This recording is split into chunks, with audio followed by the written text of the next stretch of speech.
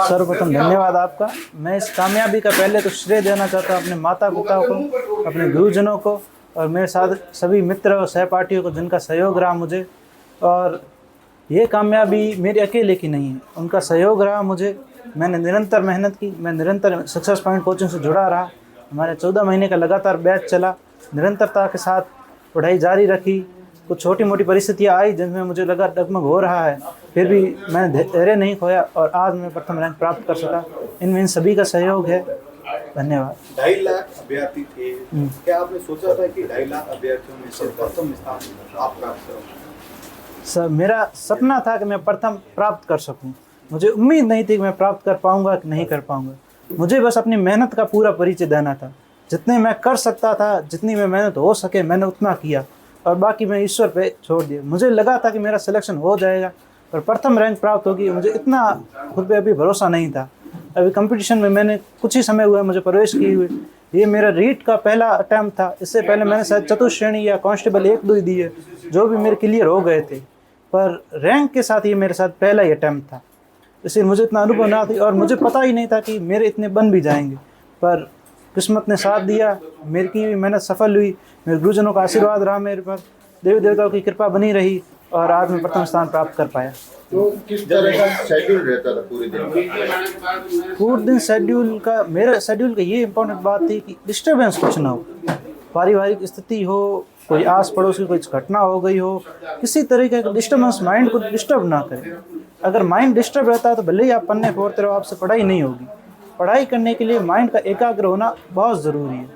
मैं अपने study schedule में ये सबसे इम्पोर्टेंट मानता हूँ कि माइंड एकाग्र रहे, कुछ भी हो डिस्टर्बेंस नहीं लेना है। फ़ोन बंद रख दो, कोई घटना हो। मुझे 2025 में क्या मैन घटना हुई कुछ पता नहीं, मेरे पड़ोस में क्या हुआ, किसके साथ क्या हुआ, मुझे कुछ पता नहीं।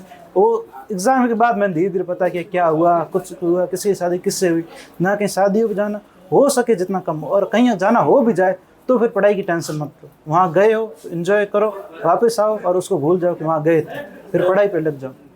आपने बाड़मेर में सक्सेस पॉइंट ही कोचिंग, और भी तो काफ़ी कोचिंग्स है अलग अलग तरह की, तो आपने सक्सेस पॉइंट को ही चुना? सर, मेरा जुड़ाव सक्सेस पॉइंट पहली बार आने से हुआ। मैं परख रहा था कोचिंग में, तब मैं लगभग 1-2 और भी गया था और सक्सेस पॉइंट से आके जुड़ा।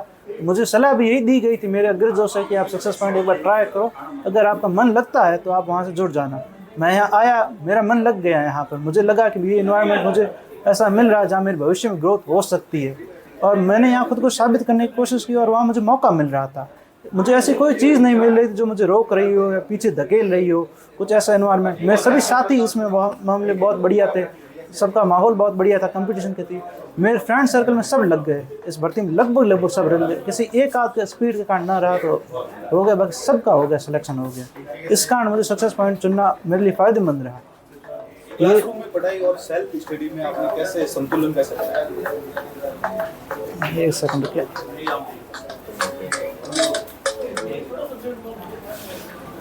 क्लासरूम और सेल्फ स्टडी। सर, क्लासरूम में जितने घंटे पढ़े वो अनिवार्य थे, उतना पढ़ना ही था। सेल्फ स्टडी फिर उसको रिवाइज करना, उससे पहले जो पढ़ा उसको रिवाइज करना, उन्हीं को पढ़ते रहना, एकाग्रता बनाते रखो, उन्हीं को पढ़ते रहो। अगर माइंड डिस्टर्ब नहीं होगा, धीरे धीरे आपकी अंडरस्टैंडिंग उनमें हो जाएगी। आपको पता चल जाएगा किस पन्ने पर क्या लिखा है, किससे कौन सी चीज़ जुड़ी है। फिर अगर भले ट्रिक से ट्रिक क्वेश्चन आ जाए जो अंडरस्टैंडिंग पर डिपेंड आप कर लेते हैं, आपको ये पता हो जाए क्या सही है क्या गलत है। ऑप्शन से आप कर सकते हैं। एकदम डिक्शनरी बनने से कुछ नहीं होता, ऑप्शन बढ़िया करने ज़रूरी होते हैं, अंडरस्टैंडिंग बढ़िया हो जाती है। और अगर आपकी अंडरस्टैंडिंग बढ़िया है, अगर आपको जीके भी मैथ की ट्रिक की तरह याद है, एकदम जैसे मैथ दिमाग में सेट हो जाती है, जैसे लैंग्वेज सेट हो जाती है, तो आपके लिए कुछ मुश्किल नहीं है। फिर आप जब भी जाओ आपको यही तो याद हो ही जाएगा जीके कहाँ से कहाँ जुड़ा है, अपने आप रिलेटिव बन जाए। फिर भले आप एक सब्जेक्ट पढ़ो, जुड़े हुए होने के कारण उसका सारे का रिवीजन हो सकता है एक साथ। डॉक्टर गणपत सिंह राजपुरोहित का मार्गदर्शन जो है वो आपके लिए कैसी भूमिका है? डॉक्टर गणपत सिंह राजपुरोहित का मार्गदर्शन बहुत अहम भूमिका रही। सर ने मुझे टाइम पर गाइड करते रहे, मुझे बताते रहे कि इस दिशा में बढ़ते। कभी भटका हुआ तो भी उन्होंने मुझे सही गाइड किया। लगभग उनको मुझे भरोसा था, शुरुआत से भरोसा था कि मैं आगे बढ़ सकता हूँ। मुझे खुद पे इतना भरोसा नहीं था जितना उनको मुझ पे भरोसा था। उन्होंने ये गाइड किया कि आप तैयारी करो, अगर आप बढ़िया अभी और करते हो तो आप राजस्थान में रैंक ला सकते हो। मुझे उस टाइम उनकी बातों पर भरोसा नहीं हुआ, आज मैं लाया हूँ तब उनकी बात पर भरोसा हो रहा है। उन्होंने यही कहा अपना बेस्ट दे दो, बाकी होना न होना वो आप पे निर्भर नहीं करता, वो किसी पे निर्भर नहीं करता। अगर आपने अपना बेस्ट दिया है तो आपका नहीं होगा तो भी आपको उतना अफसोस नहीं होगा, बेस्ट ना देकर अगर हो भी गया तो भी आपको अफसोस होगा। इसलिए मैंने अपना बेस्ट देने का प्रयास किया। अगर आपको अपनी सफलता का फॉर्मूला जो है वो 3 शब्दों में कहना चाहो तो आप कैसे कहेंगे? 3 शब्दों में तो मैं यही कह सकता हूँ, सीमित कंटेंट, निरंतरता और डिस्टर्बेंस से दूर। 3 अगर शब्द। कोई विद्यार्थी जो है वो शिक्षक भर्ती की परीक्षा के लिए जो है तैयारी कर रहा है तो उसको आप क्या कहना चाहोगे, क्या मार्गदर्शन देना चाहोगे आप?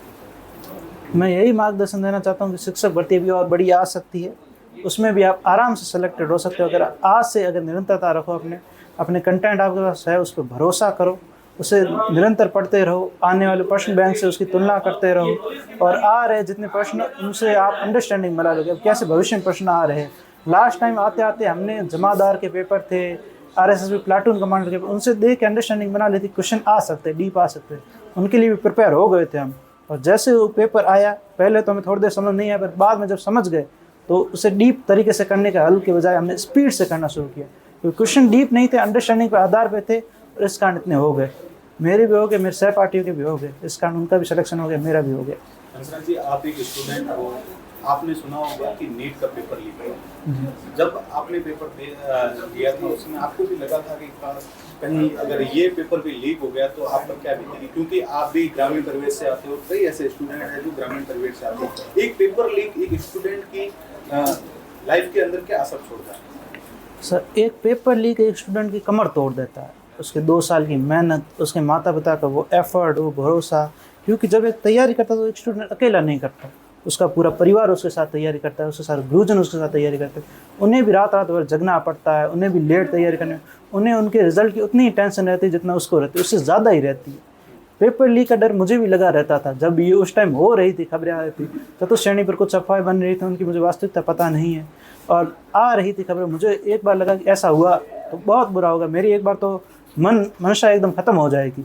और मैंने ऊपर वाले पे भरोसा किया, सिस्टम पे, उन पे भरोसा किया, क्या पता अब की बार ना हो पेपर लीक, पिछली बार हो चुका है। तो नीट का पेपर लीक मेरे लिए बहुत दुखद रहा कि इनका विद्यार्थियों के साथ बहुत बुरा हुआ। मैं आशा करता हूँ फिर ऐसी कोई घटना ना हो, सिस्टम अपने आप में सुधार करे, ऐसी कोई घटना फिर ना हो।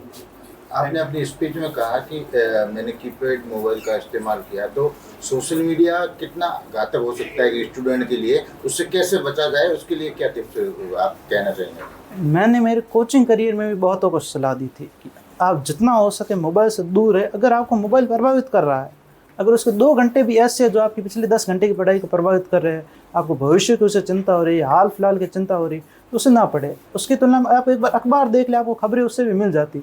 सोशल मीडिया को माहौल, वो आपको अपनी तरफ खिंचा, वो आकर्षक खबरें आपको उससे इतनी बातें रखती है कि आप पढ़ाई का आप में मन नहीं लगता।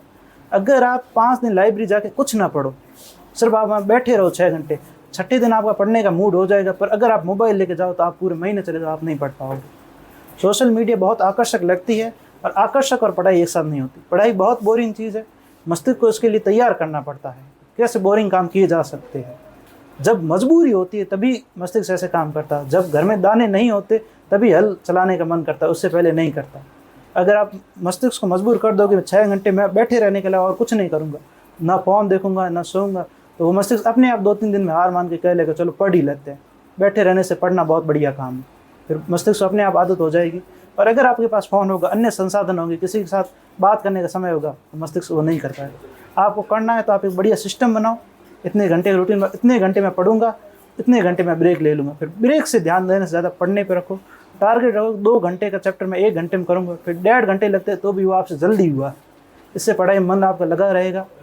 और प्रश्न बैंक ज़रूर देखते रहें, आने वाले सभी पेपर्स पे ध्यान बनाए रखें कि कौन से पेपर हो रहे हैं, क्या पैटर्न हो रहे हैं। आप भी मैंने कर लिया तो आप भी कर सकते हैं आराम से।